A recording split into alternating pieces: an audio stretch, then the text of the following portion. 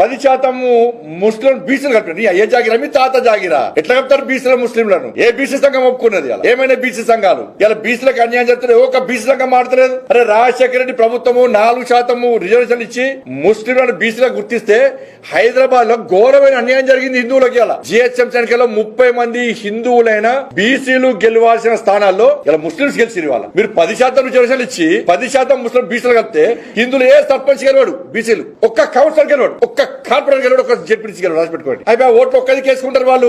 హిందువుల బత్యం తెలంగాణ రాష్ట్రంలో బిచ్చబత్ హిందువులది అడగదిరా మిమ్మల్ని ఏమన్నా ఎంఐ పార్టీ ఒత్తిడికి తలొక్కియాలా? హిందువుల మనోభావాలు దెబ్బతీసి ఏందన్న జాతి, అరే మేము బొట్టు పెట్టుకుంటాం, మాకు గోత్రం ఉంటది, జన్మనామం ఉంటది, జన్మ నక్షత్రం ఉంటది, మేము ముల్దారం కట్టుకుంటాం, మా జాతిది.